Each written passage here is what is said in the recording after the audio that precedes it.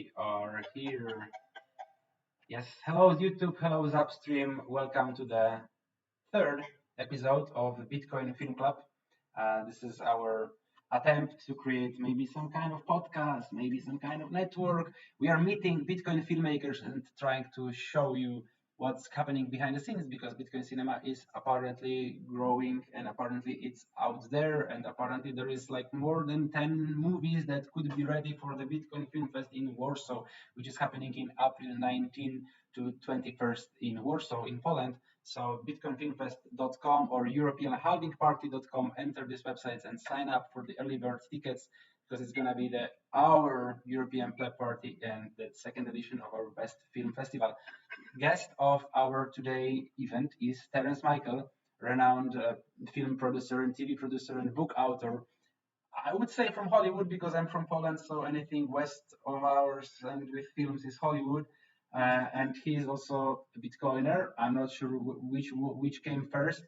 And with us is Pierre Corbin, who is co-founder of Bitcoin Film Fest. He's also a Bitcoin filmmaker. He's gonna run the discussion. My name is Tomek, and I will be mostly moderating here with technicalities. So if you have any questions to our guest, you can ask us in the chat box in Zapstream or on YouTube. We are monitoring that. Thank you for watching us and stay with us. We're gonna be no much longer than an hour. Hello guys, Pierre, take the mic. Yeah, hi, thanks, Tomek.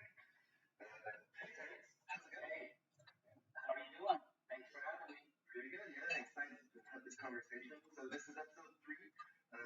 Each time we're bringing some new filmmaker.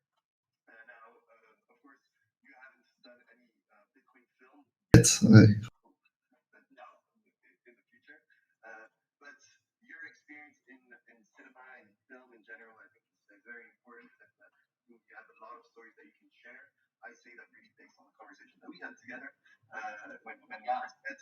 And also, of course, you wrote a Bitcoin book. This is a whole endeavor in itself, a lot of research, and I think you've got a lot of stories to tell us when it comes to that. So maybe, introduce yourself. Who are you? What do you do? Okay, well, yeah, Terence Michael. I'm sort of new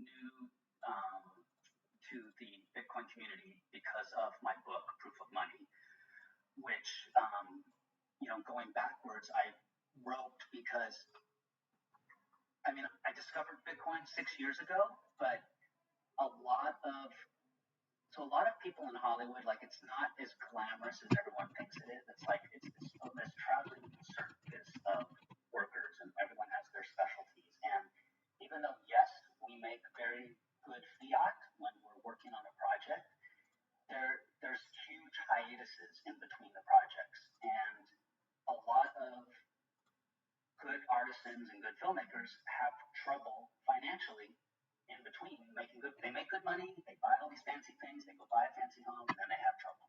And so I started paying attention to the fiat problem early on before I even knew about Bitcoin. And that's why I've always been involved in finance as well. I also own a mortgage company and do lots of real estate flipping. And I help a lot of people in Hollywood come to my mortgage company to get mortgages because even though they might make quite a bit of money, they still can't get finance because they don't have regular income, with a regular salary. Right? Everyone's freelance. So that's what eventually led me into Bitcoin and into my book. But backing up, before Bitcoin was even around, I didn't study filmmaking. I studied business. I came from a business background, but I knew when I graduated college, I had to do something with that. And when I learned about producing, I said, this is perfect because I know how to raise money. I know how to put together business plans. And so even starting in college, I started to put together a business plan and started raising money and made my first 3 movies. I was still on college campus. And all 3 of those got theatrical distributions. They went to Sundance. And so it seems funny in looking back because I didn't climb up the ladder like most people where, you start off as a PA and you're a camera assistant or whatever, or you're a coordinator or production manager, and work your way up on the film side. And this was all strictly film. But because I was on the business side, and that was my knowledge, I figured that was the side I had to come in from. So I came in from that, but because I spent every day with the writers and with the director and with the crew, I learned everything else. I eventually learned everything by absorption and having to be there and having to solve problems. And, everyone, your audience that has produced or made any of their own things knows it's like, in essence, you do everything that you can. You get as resourceful as you can to get your projects made. So it came really fast and early for me with films because I had an ability to raise money and I knew how to talk to investors. And, when I was little, I would watch these independent movies like, I would hear about Quentin Tarantino and Steven Soderbergh. And I was just like, well, all these guys are going out and making these movies for $1 million, $2 million. Like, I've got to be able to, if I can raise money, why can't I make, my own movies? So I didn't go, like, I have a lot of colleagues that went the studio route where they worked their way through a studio, became a studio executive, jumped off, got a production deal, and got all their movies funded. And a lot of those are the big popcorn movies that we see. In a way, that's sort of, I don't want to downplay any of those because that's great. They get huge audiences, but at least the popcorn aspect of some of them, some of those are a little bit like crypto, right? Because you 100% have to follow the money and you end up just working for the studio. And again, this is before Bitcoin existed. I was like, what's the Bitcoin version? For me, it was the whole, don't trust, verify. I wanted to raise my own money. I wanted to control my own marketing, control my own distribution. So I went through a series of 20 films, raised the money, had to sell off foreign rights, would fly over to Cannes, go to NEFED, making the posters before the movie was made, cobbling together the money, going to banks to get loans. Then we go make the movie. And these were all like $1 to $3 million-ish, most of them. I had some that were 15 and 20 million, but they all started out very small. And then when they were done, really rolling the dice to get a distributor. Like, I got to go to the film markets. If it's the type of film that is more of an art film like South by Southwest or Sundance, then you want to go get accolades first. So we do the film festival circuit, get some good reviews, and then the distributors would come to us. Other times, it wasn't perfect. It wasn't good for a film festival because it was like a teen comedy, right? Like, back in the day, I made 5 teen comedies, and I had a deal with Lionsgate, and they distributed all 5 of those. And that's because teen comedies were super popular, and they're like, great, you can make 5 of them in the 2 to 3 million range, done. And so that was fun, but that was also a little bit more equivalent to crypto because you had to give up a lot. You're really following all of their notes. You're giving up a lot of sovereignty over what you want to say. So I guess what I'm saying is, like, there's that balance, right? Like, how much filmmaker are you and how much, business person are you? And, like, starting out, I had to be very much businessman. And I mean, partially the producing function is very much the businessman, of course. It's, if you're not entertaining your audience and you're not getting a return for your investors, then you're not really being responsible. Like, especially if you're taking money from other people, it's like, you have to get their money back. If you're putting in your own money, great, fine.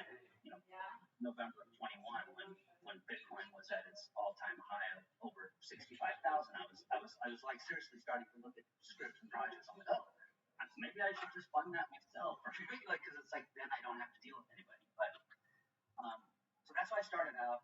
I did 20 films that way, sold them to various places, MGM, Universal, Warner Brothers, wherever. But still, there were smaller films, but they weren't like massive films. And then occasionally I would just have these really cool ideas, like, I had a sequel, like the movie of Speed, and so it's like you develop that and you hope you can sell it, and which I did, but it didn't become Speed 2. It became its own thing. So in Hollywood, you either go the big studio route, in which case you have to like either know how to write the screenplay or be able to pitch and sell it. And when you sell it, you almost relinquish control. There's going to be 50 writers involved, and it becomes this whole studio system. And or you just make it independently. And independently is what attracted me. It's similar to Bitcoin, like with self-custody and verifying your UTXOs and everything. Like, to me, that's what I loved about independent film. Like, I would hire the keys for every department, but I wanted to know how to production design. I wanted to know how that camera worked. I wanted to learn about editing. And there's only so much you can do, but that's sort of the similarities between Bitcoin and what I was doing with film. eventually I got burned out. So after 20 films, I said, I was talking to my agents, how can I either direct, because then I can be a little bit more creative, or what do I need to do? And they very smartly said, you need to go into television. Television is a producer's medium. And I used to just not pay attention to television. I just thought, that was like the bastard child to film. And I was so wrong. I actually wish I had gone into television earlier. I said, okay, I'll go into television. That's also very, very tough because there isn't an independent television market. It's like, unless you can sell a big sitcom or something to a network, the networks are the only people that finance television. There's no television outside of that. So they were like, well, why don't you explore unscripted, which, some people know is reality. And so I thought, oh, well, that's interesting because it's sort of, and I'm not talking about like the game show versions of reality. I'm talking more of the soft scripted stuff, the stories, And I thought that was interesting because it was sort of like half documentary. Like reality shows are just trying to be pretend documentaries, right? Especially with the interviews and the OTFs, and like they're just pretending like, oh, we did these long interviews and now we're throwing it on B-roll and all this stuff. But it's not. It's all, there's a call sheet. It's all premeditated. It's all planned out. There's writers' rooms. It's like reality. There's very little of it is just actually happening. So I went into that and I had a blast doing that because in reality, I also got to direct and I got to write because it was more soft scripting. It's like, oh, I want the characters to say this. I want them to have this discussion. We're going to go here and do that. So, and like that's what we did with Duck Dynasty for years, where it's like, we had writers from Arrested Development and Modern Family, and we sat down and we made our little sitcoms, but without 100% word for word. But, we had rehearsals and we went and shooted, like, the guys knew how to act. They were improv comedians, but they were also little people, about 100%, very successful. So I fell in love with that just creatively. But again, I'm giving up, relinquishing control. So you still were beholden to network notes, which they have to fit into a very tight window because everything's about the sponsorships and the ads, of course, with television.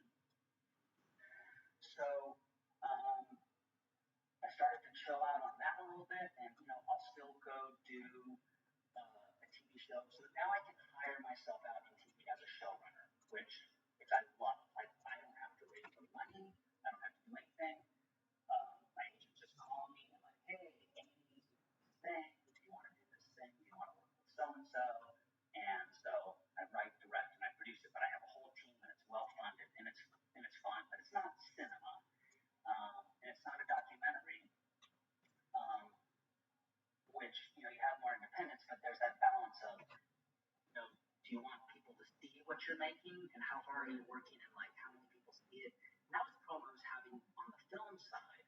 Even though I loved it, it was like, you know how it is, Peter. It's like you can spend a couple of years on a project, raising the money and getting it just right with blood, sweat, and tears, and then you're like, at the end of the day, how many people saw that? Like, am I either making a difference if I'm trying to send a message, or am I entertaining enough people, or am I just throwing more junk out there? Is it just more noise? Am I just making a movie that's already been made better than what I just did? So I started to just grapple with that and the whole Hollywood. I mean, that's a whole other conversation, but the Hollywood ecosystem it's a very, very small club. It's true that they say that it's who you know, but there's an ideology that they want you to follow, and there's a lot of Bitcoiner type people in Hollywood that just sort of keep their mouth shut. And fortunately, more and more people are being vocal. Fortunately, after COVID and what's happening with the government and everything, I think people are starting to wake up, and I think there's going to be a nice shift, which is great. Sorry, I'm jumping all over the place, but so. No, but this is interesting. This is interesting topic. Do you think there is some kind of, I don't know, suppression or cultural ostracism towards some such alternative ideas as Bitcoin? Well, yes, because there's really only like 4 or 5 companies in Hollywood. That's it. They own everything.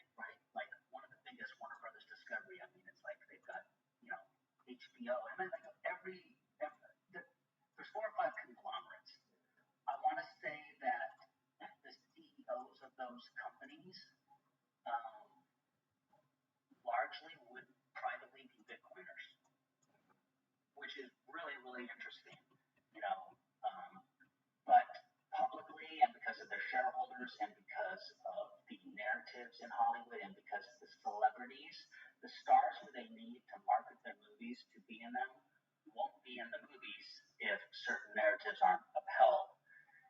So I'm hoping that some of that stuff shifts. I mean, you see it happen quickly. Like if you remember, like when the whole BLM, Black Lives Matter movement happened, the very next Oscars is like every single film was a black film, like every single one. It's like, okay, I get it. And then there was a year where it's like, oh, we need more women in film, and it's like everything was a remake but with women. It was Ocean's 11 with women. It was Ghostbusters with women. It was just like, come on, guys, like make the films that you need to make. Whoever should be in it should be in it, but it's like they shift very quickly like that. But I think it's coming back, right? Like just even seeing Barbie and Oppenheimer come out, you know, back to back. It's like you wouldn't see that 3-4 years ago because it would have been, you know, oh, there's just two big white privileged movies, right? But are they? No, that's what they are. Barbie was a doll. She was a white doll that was, you know, vapid and just looked beautiful. And so I think with people waking up to the stuff that's been happening in the government, and people are starting to feel inflation, I do think that the narratives will shift, because it's always happened in Hollywood. It's always gone this way and that way. Like there was a string of films back in, you know, I don't know, maybe the early 2000s or something, which were, you would say the Me Too movement would never allow now. Like it was just more, you know, you saw the like the teen comedies like The Road Trips and the Van Wilders and stuff, and it's like, you know, which were very male centric and sexualized, and you know, and I have no problem with that stuff. I made a bunch of those movies. Those movies are fun, and I think they're very accurate too for that age range. But so those narratives will shift, and that's what's also tough about the independent film market, because you want to go make something different and have sovereignty over the whole story, how it's marketed, how it's distributed, but you need one of these 7 distributors in Hollywood if you really want mass audiences to see. Now, sure, with you know, online, and there's all kinds of independent distribution outlets that are opening up. That's great, but it's like if you want Netflix or Amazon, you know, or Hulu or HBO, it's like you ultimately have to deal with one of these, you know, 5 to 7 companies. Yeah, I heard actually an interesting story was told to me by a guy that worked at Disney for 25 years or almost 30 years, and then quit because of what the film industry had become in the US. And what he was giving a pretty interesting story as an example. It was Peter Jackson. So I mean, it's one of the biggest directors. Yeah. That wanted to create a new film for 1984, right? And he got the rights from the family, of course, because you know, the author is dead, obviously. So he got the rights for that. They spent $300,000 in research, you know, pre-production, so preparing the whole film. And when they started, when they went to their whole network of producers to actually go and raise some funds for that, it was blocked, and they didn't manage to raise the funds for that. And what he was saying is that it's because all of the film distribution in the US is Chinese owned now, and that it's the kind of film and story that they just couldn't back, which is crazy. And so he wanted to go into a whole initiative of trying to support independent filmmakers. Actually, that's why we had this conversation in the first place, for people that talk about topics that the film industry isn't going to want to finance, which I mean, I think it says a lot as to how the film industry is going. But I do agree that there may be a shift coming, and a lot of films seem to focus less compared to 2 years ago, or around 2 years ago when films were being produced. Yeah, absolutely. There's these shifts. So that's the other thing too. It's like, you know, the studios that who everyone needs.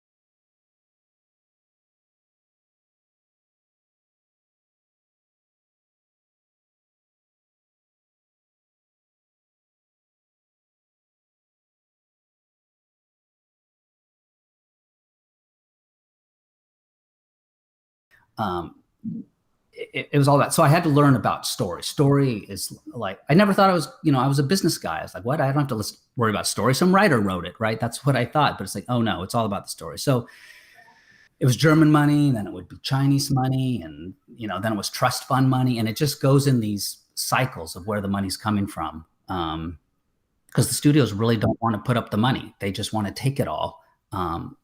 Which is why the filmmakers don't really ever see any, and there's really never back end because they spend tons on marketing.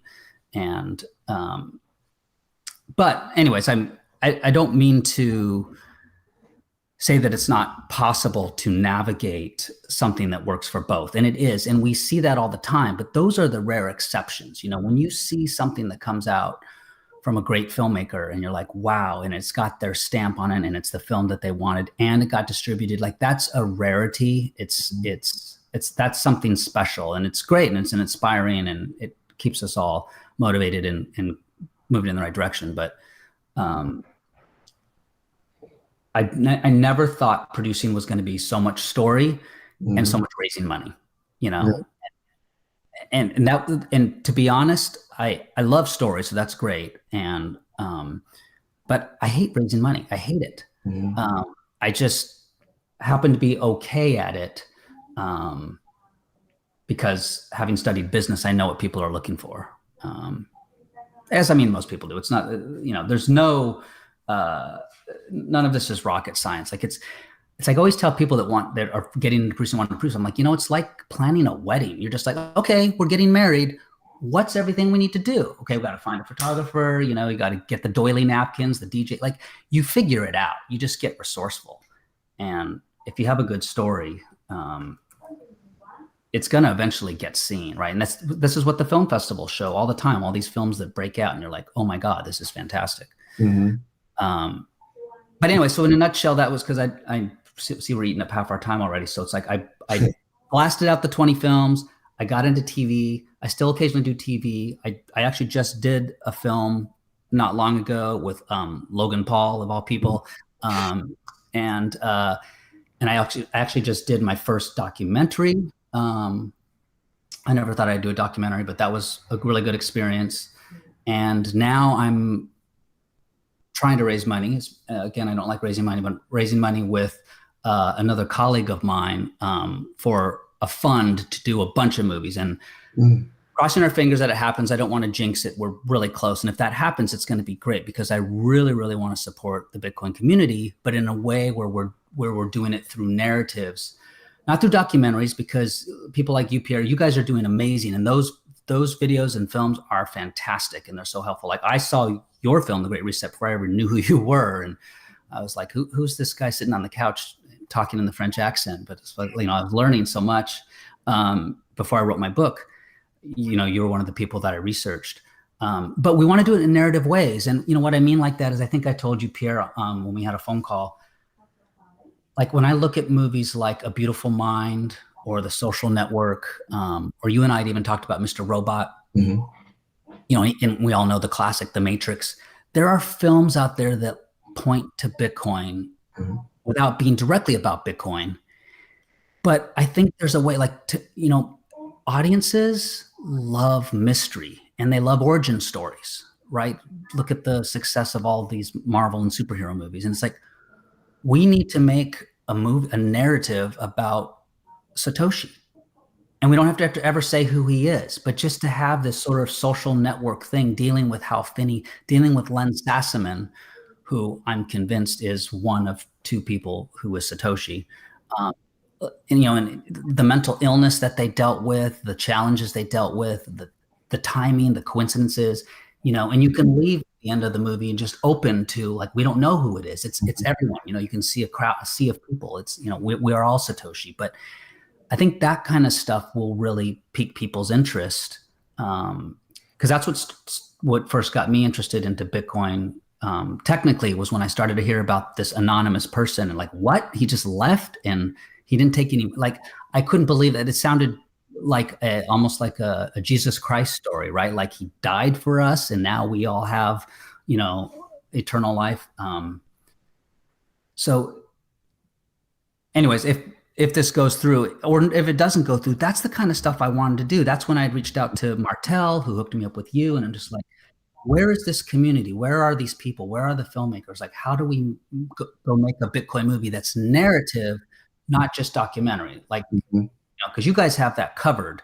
But, if I can go raise money and we or someone else has a script and we can develop that and we can get it in the place where it's a movie that everyone will understand, everyone will get, and they can enjoy whether they like Bitcoin or not, but it leads to the importance of Bitcoin, that would be great. Yeah. No, I agree. That's kind of what's missing in the space. When we look at because we know everything and everyone. Although we find out some new ones, of course, almost. But we reach out to every single filmmaker in the Bitcoin space, and a lot of it is in this same genre that is documentary. I think it's maybe a matter of timing. Of course, right now, the film industry isn't necessarily interested in Bitcoin as much as Bitcoiners and Bitcoin companies are interested in Bitcoin.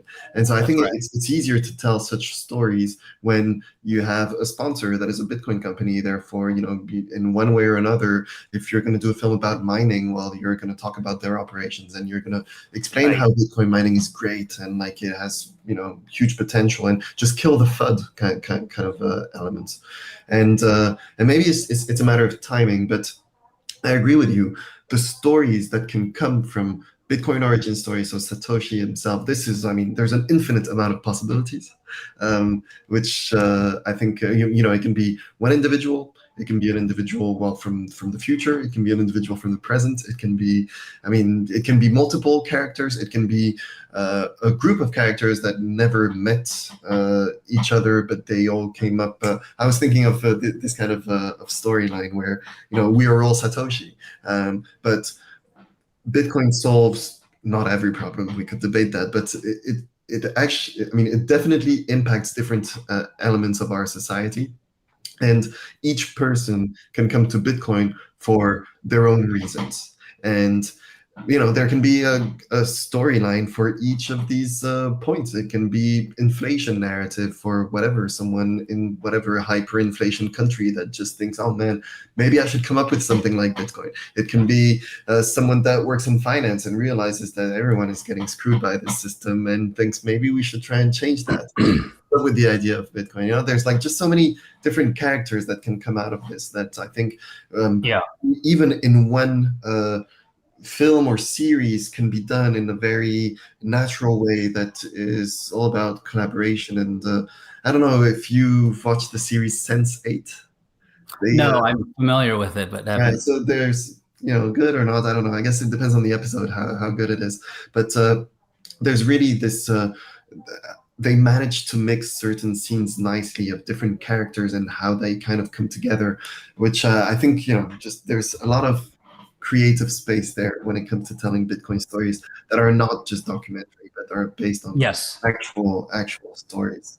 Well, it's like if the Big Short were made today, it's like, you hate to touch that. It's such a masterpiece, but it's like, in a sense, that leads to Bitcoin. You almost can tack on, certain conversations, and it doesn't need to be much. You don't want to hit anyone over the head, but just, a couple characters can be saying something like, well, Bitcoin solves this. And it's like, how? And it's like, they can have a conversation about how Bitcoin sort of is digital real estate, and all of the people that don't want to be landlords or don't want to be investing in second or third homes can use this pure form of a vessel that, doesn't have to worry about maintenance and deterioration and all of these things that people have with real estate, which helped drive the whole great financial crisis in 2008, 2009. And, or even the Matrix, just, waking up to be aware of what's going on. And there with the Matrix, it was, more societal, but it also could just be like, look, this is how it's breaking the money, right? Like all the documentaries, like the ones that you make, are great because they show that broken money is a first principle problem.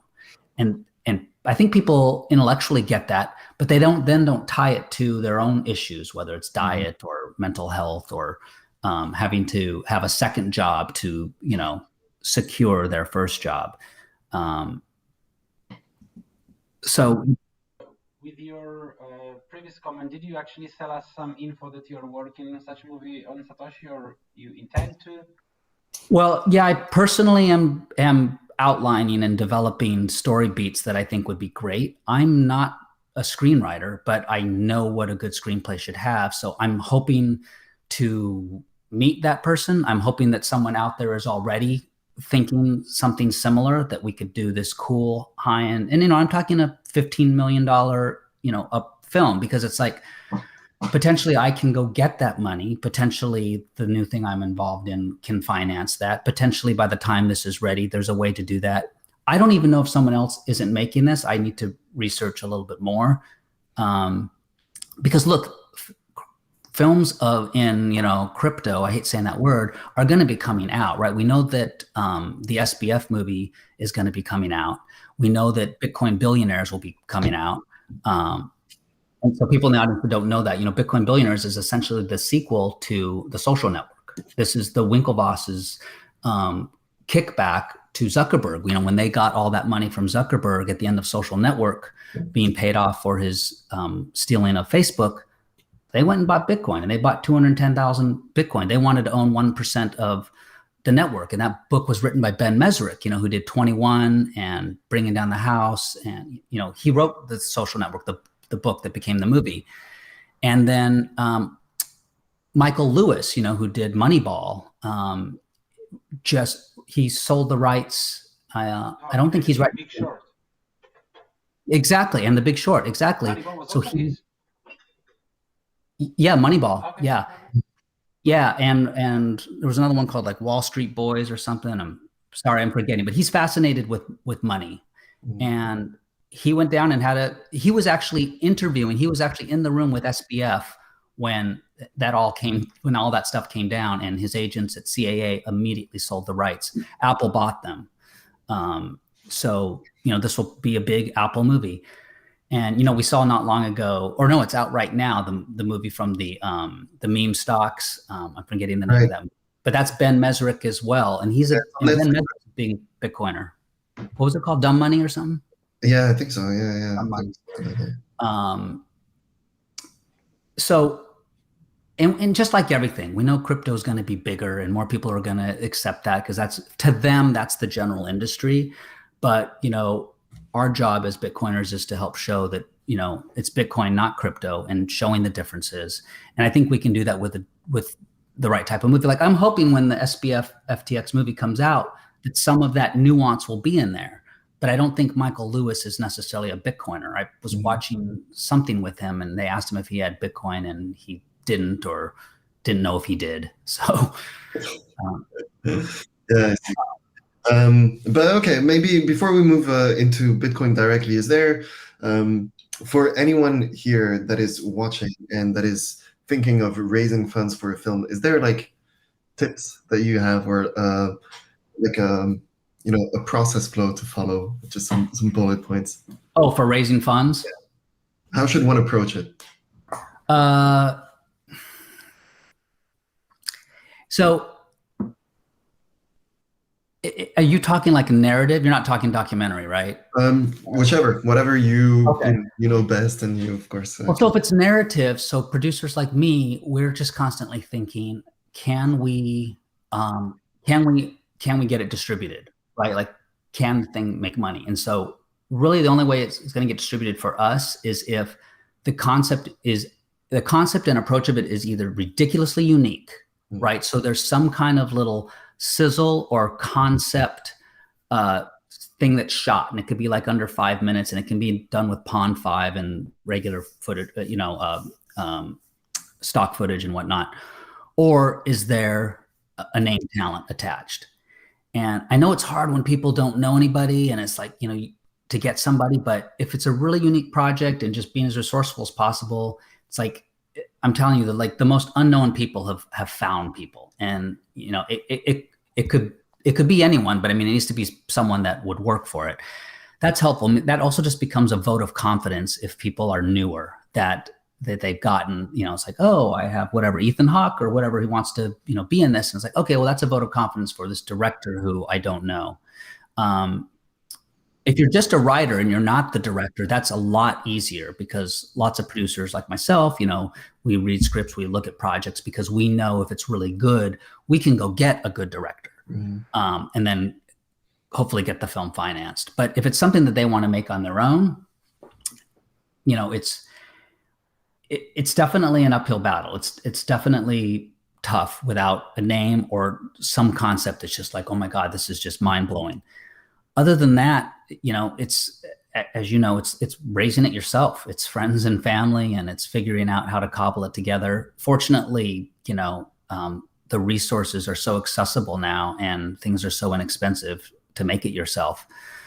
But that's also a risk too. Who will see it?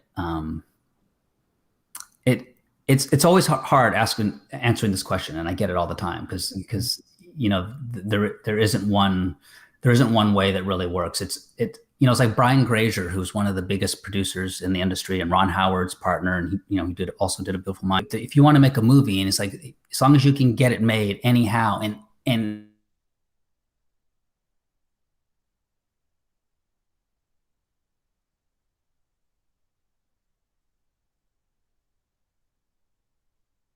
you can't really guarantee that they'll get their money back. That's the really tough part. Yeah, no, definitely, but it's it's not. I wish I had a better answer. So I'll give you some services if it helps. So like, there's a service called slated.com, slated.com. It's sort of a crowdfunding open network. Full disclosure, I'm partially involved in this site, but everyone in Hollywood uses it. All the agencies use it. All the studios use it. You submit your script. It gets analyzed with an algorithm based on past performing scripts like it. I think up to 5 different readers analyze the script. You're going to get all these notes. You see what's working, what's not working, character, plot, structure, pacing. And there's hundreds, if not thousands, of private investors on there that want to invest. And they'll take some of that action, and someone might be like, okay, I like that, I'll invest $25,000. I like that, I'll invest $50,000, or whatever it is. And there's really big movies that come through all the time. I mean, Money Train with Brad Pitt came through there. I just looked at something yesterday that Richard Gere's attached to. So there's all kinds of projects and all size. So there's even big ones that are like, look, we have 60% of our money and we're doing a Canadian tax credit. And, we need, $1 million in equity. The one with Dustin Hoffman was there not long ago. Anyways, and I've had projects up there. And so it's kind of a cool site. You have to pay, and I forget how much it is, but if it's worth it to someone, you suddenly will get access to a lot of people. And if nothing else, the feedback is incredible. You get these scores based on different areas of your script. And when suddenly 5 strangers are telling you the same thing about your script, and they wish that girl side character was a male, or she comes in too early, or whatever, it's like, oh wow, maybe I should pay attention to this. And these are professional readers. These are what the studios, That's the hard thing, especially when you're an independent filmmaker. Like, you can think that you have a great story and you're writing it properly, but it's hard to get a professional opinion, because you can ask your friends, but a lot of them are gonna not want to hurt your feelings. Right. Well, these are them. These are the readers that read for the studios. Like the studio executives, they don't read scripts. They read what's called coverage. That's it. They read the coverage. And so all of the agents submit their writers to this place, and the studios look at that, and they now look at the scores. And there's some places now that won't even accept a movie unless you get like a score of 70 or above. So you can use math. You can take out the human element and also cut down on your time, because like when I get 20 scripts in a month, I don't have time at 2 hours each. So I'll send them through that system myself and be like, okay, I'm going to read these 2. Yeah. Because some I know just aren't going to make it, and they'll even rate you based on, this is the chance that you might get a Fresh Tomato score, or, Rotten Tomato score, or whatever. Okay. Yeah. So there's little services like that could help people, because again, it all comes down to story. You could be a complete nobody, a complete stranger. And if you have an amazing script, it will get out there. Yeah. That's very interesting. Is there some, website where you can, as a reader, just research if there is some script about Bitcoin? Let's check it out. Yeah, there's one called Writers Script Network, and Writers Script Network, I think it's .com or .net. but there's also a Slated itself. You could literally go there and start typing based on subject. I've actually read some, and most of them aren't good because most of them are written by people that don't get it, or they use it just in the context of this person is using it for ransomware, or it's for a kidnapping. It's usually evil people. And, even if you saw like the latest Mission Impossible, it's kind of like, oh, we're using crypto because, we're evil people. Granted, they didn't say Bitcoin, which was good. Yeah. So actually, talking about Bitcoin, how did you get into Bitcoin, and especially what got you to write a book about Bitcoin? Because that's, there's one step is learning about Bitcoin, and then the next step is actually, writing a book about it. That's a lot of work. Yeah. So the learning part came from a narrative side. So back to Ben Mesrick, I read his book on the Winklevoss twins, the Bitcoin billionaires, and I just thought, oh, this sounds like a cool story. And even though I don't necessarily put them on a pedestal as far as like the best Bitcoin people to learn from, seeing how they got orange pilled when they were out in Cyprus and they didn't have access to any of their money, and people were telling them about, yeah, there you go. And people were telling them about coin. This is by the way, this is a great book to orange pill people, because it isn't really, it doesn't put Bitcoin down your throat, but it shows how they got orange pilled. Mm-hmm. So that's what got me going. But then, like all of us, I thought, oh, well, there's also all these other coins. I should diversify. I have fiat brain, right? Like tech stocks. And, you get involved in everything. And I also want to experiment. I want to learn about everything. And I wanted to try, oh, you can earn interest over here. I earn interest in the fiat world. Why not? So I experimented with everything. And that's when I wanted to write the book, when I realized that a lot of people are going to get sent down the wrong path. Mm-hmm. And a lot of people are going to confuse crypto and Bitcoin. And a lot of people don't understand what Bitcoin can do for the world, how it interacts with energy, how it interacts with mining. So I wanted to take aspects of everything I was hearing on podcasts, articles I was reading, the 3 Bitcoin books I started to read, but quite honestly couldn't finish. And one of them is the most famous book, and I'm sure it's a great book because everyone loves it. But I couldn't get through it. It was too dense for me. And so I said, I can apply my skills that I do with scripts and in television, where I'm taking a ton of information and I have to condense something down. How do I make this into a 2-hour movie? How do I make this into a 30-minute television episode? And so that's what I did. I treated everything that I could find about Bitcoin, whether it's from Alex Gladstein or Lynn Alden or Michael Saylor, like the best of the best, and said, how can I put this into a book that makes sense and also tell a story? Like there's a 3-chapter arc in my book where I appropriate the cast of the TV show Friends to explain how Bitcoin mining works and how you send back and forth. And Rachel owes Ross $200 and how she sends it. And Monica wants to put the spreadsheet on the cloud. And it's like, wait a minute, the cloud, like that, you're exposed. And they meet a guy named Satoshi in a coffee shop. And he's like, let me teach you something. And he gives everybody dice that they roll to mine. Anyways, it's not very technical. It's for your parents. It's for total noobs. Because it very generally explains inflation and central banks and all of the issues that we know about Bitcoin. It's 21 chapters. Each chapter is 20 minutes. So it's like a 7-hour listen or read or whatever. But that's why I wrote that, because I can write. I wrote a book about real estate, and before that I wrote a book on self-improvement. And I also this was also my atonement for writing my fiat book, Make Bank. So there's a book before this called Make Bank, which I do not recommend any Bitcoiner read.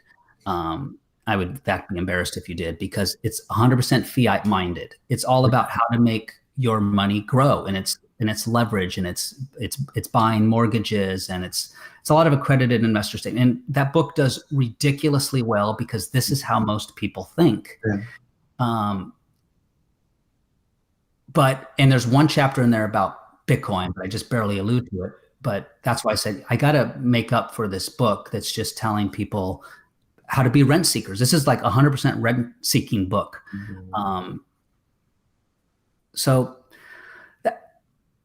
a lot of writers also know, you don't necessarily write what you know real well, but you write what you want to learn. Mhm. And I thought I knew Bitcoin, and I did, but I wanted to learn it better. I wanted to understand all the nuance. And I don't mean technical stuff, but just the philosophical aspects of it. So by writing that, I went down that road. Like, I didn't understand energy how I do now after writing that book. And I didn't understand how just holding is a utility, because I'm helping to secure and make it more scarce for the people in Afghanistan or Lebanon or Argentina, and that's obvious to all of us. I'm not saying anything new to anyone that's listening right now, but I couldn't see a book, or didn't have the patience to finish one that did all of that cleanly. And some pretty big Bitcoiners in the space have read the book and said to me, they're like, this is great because you've said what you, even though you're 60% of this book says what other books are saying, you've said it in a cool story way that really makes sense and really resonates. So I don't, yeah, that's it. I just, part of me was like, we always have that sort of imposter syndrome, and we have reticence when we're trying to do something. And I just thought, if this just provides another doorway for people, who cares? It's like, what are there? Thousands of Wall Street books, thousands of books on stocks.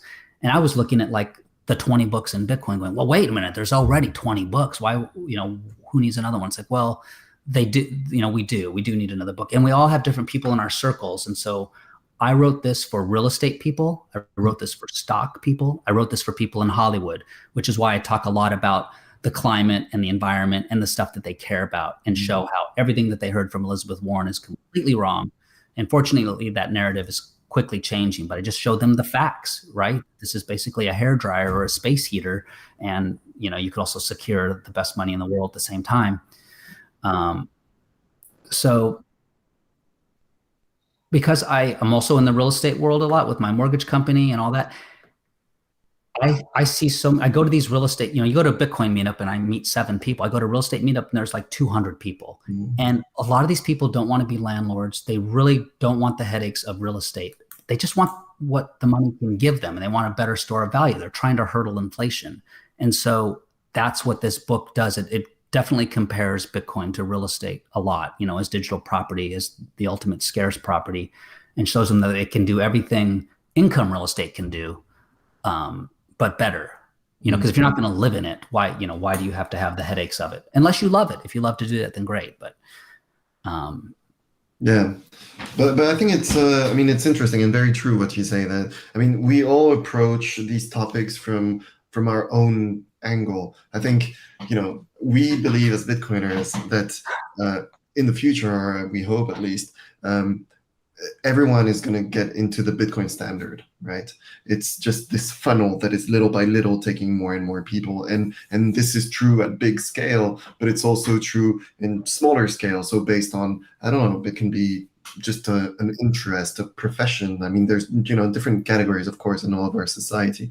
And I think that if we're able to create content that will speak even to one category, whether it's interest or job, profession, etc., and get these people to understand Bitcoin from their own particular angle, then I think it's a win, basically. Especially that we believe that in the long term it's a win for them and it's a win for everyone else around them. And I think it's good to be able to make new content, not just relying on the Bitcoin standard, or that's right. That's the book you were talking about. Yeah. And safe's great. Yeah. But it's not for everyone, right? That's the thing, right? It was economics heavy. I'm a business guy, and it was just economics heavy for me. That is all. But yeah, I say a lot of the same things he does. I'm like the Bitcoin standard light. Yeah, of course. You're really a business guy or a storyteller? Say that again. Are you mainly a storyteller or a business guy? Because you have so many ventures, and now not only books and movies, but also a real estate agency. All the hats. Yeah, I definitely wear a lot of avatars. I'm definitely very much a business guy. I'm always thinking business, but I love to tell story, and that's why I like to combine the two. it's like I look at what the Bitcoin Policy Institute is doing, Troy Cross and Natalie Smolensky and them in giving Washington, D.C. and politicians the right narratives, and Dennis Porter is making headway that way. It's like I feel like we can do that. Like how do we talk to business people, to corporations, and help them understand Bitcoin? How do we talk to Hollywood and help them incorporate Bitcoin in the proper way? That guess what? The hero has the Bitcoin, not the criminal that's running down the dark alley. It's because it's like Hollywood operates on these stereotypes, and Wall Street is all just about NGU, which I get, and NGU is great. And all of these people are going to come back to us once we're in a bull market. I know it. Like we're all trying to build and communicate here in a bear, which is really, really, really rough. But yeah, it's like, right, we all have these intersections, right? Because all of us are Bitcoiners, but Pierre, you, Tomek, like you also have your specialties and expertise and talents in these other areas. And it's like, how do we combine these things? And for me, I can talk to real estate people. I can talk to them and say, you don't have to be there. And if you want to live in it, great. But if you don't want to live in it, I can talk to you. And then real estate bros, with the stocks, and like, this is better than bonds, this is better than stocks. The 60-40 portfolio is gone. And then in Hollywood, helping to educate them, like, let's put this in the right light, in a fair light, at least. That's my goal. And I don't know exactly how to do that yet. So that's why I'm glad I found you guys, because I was like, oh, there's already this film club and they're talking about Bitcoin. That's fantastic. So maybe you already got some ideas on where we should position ourselves in this world, because like Pierre said, okay, there is like various groups of people will be eventually adopting Bitcoin standard. We need to find language for them. But also same happens with industries, various industries like gambling, e-commerce, they are slowly adopting Bitcoin, not as a standard, but as a currency. And same will happen, well, we hope, with the cinema. We want to be there for them. So as for now, we are focusing on promoting and like fostering the growth of, well, films about Bitcoin, which is mainly, this is Bitcoin cinema, but eventually there will be films with Bitcoin as a plot, with not only documentaries. There will be Bitcoin entering the industry as a mechanism, not just a piece of a story. It's the cross of Bitcoin and cinema. I think it's much larger than what we, well, at least can do or do now, screening movies and talking to filmmakers. But I guess there is some future. That's why we do it. Do you think, from your perspective, because you know from the inside how the Hollywood works, legacy film industry, do you see a place for such organization as like ours, or where would it be? What would you suggest? Yeah, I mean, like, think about it. Like, so every film, when you finish your film, or actually, no, at the beginning of production in your film, you go through and like you're dealing with PETA, for example, right? For the animals, you're dealing with the disability organizations, you're dealing with affirmative action organizations, you're dealing with so many organizations that want to make sure that you're portraying their interests in the right light, in a fair light. And, to say, oh yeah, no animals were harmed in this film, whatever. And it's like, we can build an institute that does that also for fair money, saying, let's portray money in the right light, like without changing the narrative of the entertainment value and everything that you're doing. There's a way to portray things accurately, which is all we're saying. So we're not trying to just push forward in a subjective interest, but something that's objective. These are the facts. And that would go a long way. And similar to what the Bitcoin policy is doing for the politicians and for DC and out there, because that doesn't exist yet. Mm-hmm. And there are like ethics commissions also in the US since 100 years probably in Hollywood. Yeah, exactly. So especially for the films that are money centric or are on trading or wealth or inflation, or even if it's more subtle and it's just a more first principle problem of dealing with what broken money causes. Like, you can almost look at any film, right? Whether it's a film about farmers losing their land or someone having to move or having to leave a job. And it's like, it's all because of broken money, right? They can't store their money in a proper way and carry it forward in time. So we can help insert that in a way where it's like, well, what you guys are talking about is this.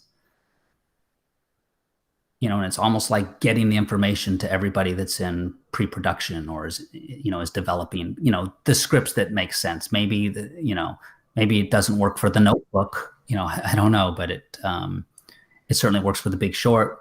Works for The Matrix. It, works for a lot of the movies. If you look at the movies that Bitcoiners like, or like you were saying, Pierre, Mr. Robot, like, I can see that whole TV series in a whole new light now. Yeah. There is a question from chat to you, Terence. Okay. Do you, when you produce movies, TV series, do you follow some ideology or some your own set of conduct? And is it difficult to exist in such a world where you want to actually, I don't know, go with your values, promote Bitcoin or some alternative approaches to life that Hollywood is producing? So do you find it difficult? Do you have to go on compromises, or you just produce what people want? Yeah, that's a loaded question because, like, so put it this way, like I was producing a TV show for Discovery when COVID was happening, and everyone had to be vaccinated and masked up and all that stuff. And me personally, I had a huge issue with that, but they don't allow you on set if you're not vaccinated. And, everyone has to, the narrative is like, oh, we have to be masked up and vaccinated. Yet when I would have private conversations with people, including my lead star, they were like, this is bullshit. What the heck? This is, and so without getting myself into trouble, there's ways for people to make people feel comfortable, but to still stick to your values. And I did stick to my values. And the people that weren't comfortable with that, fortunately, I was in a position where it's like, then, you need to find another job. Mm-hmm. Often sponsors of movies, I don't know if this is, you call them producers or sponsors, guys who invest money, do they often follow some ideology, or they mostly care just about the results? Just the results. I mean, I haven't experienced that yet, no, but I also haven't maybe done, like if I were doing mostly documentaries, I probably would be running into that, because those are more people that are passionate about a certain movement. But, I'm doing like thrillers and comedies and things. So that hasn't been an issue. I mean, you guys know, like crews, there's 40, 50 people on set, and everyone has different ideologies and different politics and thinks different things. And so there's always clashes, but I always find that's a great orange peeling moment. That's why I started my mortgage business when there were so many crew members that couldn't get homes. And, now it's like my last 2 productions, all I did was talk about Bitcoin. They were like, would you shut up about Bitcoin? And, can you start classic Bitcoin. Yeah, I know, but they all have a little bit. It might be 0.0001, but they all have a little bit now. So, I would show up on set and I could see them. They're like, oh, okay, I better get out my app and get some Bitcoin. So there is another question on YouTube from Kate. She's grateful, happy to learn that we have Bitcoiner working for the legacy movie industry. Could you ask Terry if there are other Bitcoiners out there in the legacy film industry? There are. There are some Bitcoiners out there. I mean, there's some big ones. I'm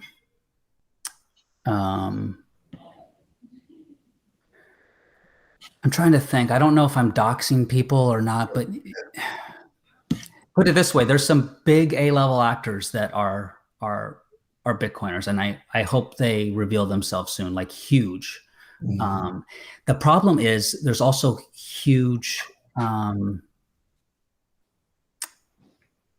There's also big people in Hollywood that also don't think politically like they say they think. Mm-hmm. And some of that is, I think, related to Bitcoin. Mm-hmm. So Keanu Reeves, if you're watching us, please repeat yourself. That's right, yes. And maybe join some Bitcoin films, some projects that are in the works, some narration or such. There is a message on Nostr from Keanu. No, it's not me. Well, Well, like I think so. For instance, I think Gerald Butler has said he's a Bitcoiner. I mean, and he's a pretty big name in certain circles. He's not the one I was talking about, but that's some. And also there's some producers as well. But yeah, I don't want to dox them. They need to come out. Like a special flag for coming out. Yes, exactly. It's the orange flag. Oh, yes. Yeah, that's right. Yeah. Okay. Um, Well, sorry, it's like I know an hour was so quick, but I don't know if I touched on everything. It's over. It's over, guys. YouTube, Zapstream, Nostr, wherever people are watching us or will be watching us, because it stays in the internet for future. Thank you for that. Thank you for your comments, for your questions. This was Bitcoin Film Club from Bitcoin Film Fest. Go to bitcoinfilmfest.com. Check out when we are doing the European halving party in April in Europe. And our guest today was Terence Michael. It was a great pleasure to have you with us. You've learned for the last hour who such a person is, and we hope there is more interesting personas from the legacy film industry who can tell us many interesting stories.